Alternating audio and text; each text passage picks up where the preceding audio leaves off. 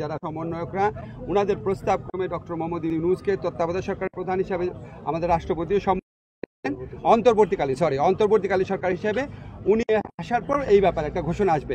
আমি আপনাদেরকে অনেক কথা বলি অনেক ব্যাপারে, আজকে আমি শুধু দুইটা কথা বলার জন্য আসছি।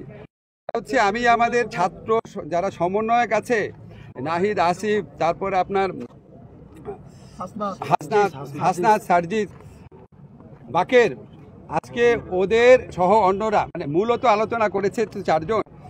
তো ওদের যে আলোচনার স্কিল দেখেছি, ওদের যে আলোচনার আউটকাম দেখেছি, এটা একটা মুগ্ধ করার মতো। মানে আমি নিজে বিশ্বাস করতে পারি না আমরা এত ম্যাচিউরলি সবকিছু এত ডিল করতে পারি।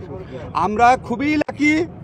আমরা আন্তর্জাতিক খ্যাতি সম্পন্ন ব্যক্তিত্ব ডক্টর মোহাম্মদ ইউনূসের নাম প্রস্তাব করেছিলাম এবং আজকে মহামান্য রাষ্ট্রপতিও সম্মতি দিয়েছেন ডক্টর মোহাম্মদ ইউনূসকে প্রধান করেই অন্তর্বর্তীকালীন সরকার দ্রুত সময়ের মধ্যে গঠন করা হবে। এবং আমরা এই অন্তর্বর্তীকালীন সরকারের একটি তালিকা, প্রাথমিক তালিকা দিয়ে এসেছি, যেখানে নাগরিক সমাজ সহ ছাত্র প্রতিনিধিত্ব রয়েছে এবং খুবই দ্রুত সময়ের মধ্যে আমরা এই তালিকাটি নিয়ে বিভিন্ন রাজনৈতিক পক্ষের সাথে আলোচনার মাধ্যমে এটি চূড়ান্ত করা হবে এবং খুবই দ্রুত সময়ের মধ্যে অন্তর্বর্তীকালীন সরকার ঘোষণা করা হবে। এবং সবার প্রতি এই আহ্বান থাকবে, আজকে তিন বাহিনী প্রধান এবং রাষ্ট্রপতির সাথে আমাদের দেশের বর্তমান পরিস্থিতি নিয়ে আলোচনা হয়েছে। রাষ্ট্রপতি এবং মহামান্য রাষ্ট্রপতি এবং তিন বাহিনী প্রধান অভ্যুত্থানকারী ছাত্র নাগরিকদেরকে সম্মান জানিয়েছেন এবং পাশাপাশি দেশে যে এই ধরনের পরিস্থিতি চলছে, অরাজকতা এবং সহিংসতা আমরা দেখছি নানা ধরনের, তার প্রতি গভীর উদ্বেগ প্রকাশ করেছেন। এবং আমরা সকলের প্রতি আহ্বান জানাবো যে অভ্যুত্থানকারী ছাত্র নাগরিকদের প্রস্তাবিত সরকারি বাংলাদেশে দ্রুত সময়ের মধ্যে ঘোষণা করা হবে।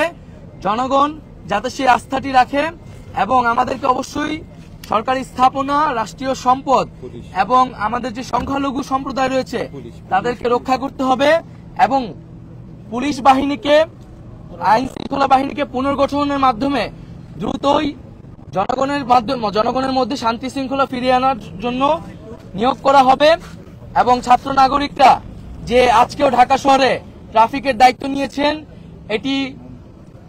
এটি মন্দির পাহারা দিচ্ছেন, এটিকে সবাই প্রশংসা করেছেন এবং দেশের আইন শৃঙ্খলা বাহিনী ফিরে আসা না পর্যন্ত আমাদেরকে সবাইকে সতর্ক থাকতে হবে এবং আমাদেরকে এই যে কোনো ধরনের নাশকতা যাতে না হয়, লুটপাট যাতে না হয়, সেজন্য ছাত্র জনতাকে পাহারা দিতে হবে, সতর্ক অবস্থানে থাকতে হবে।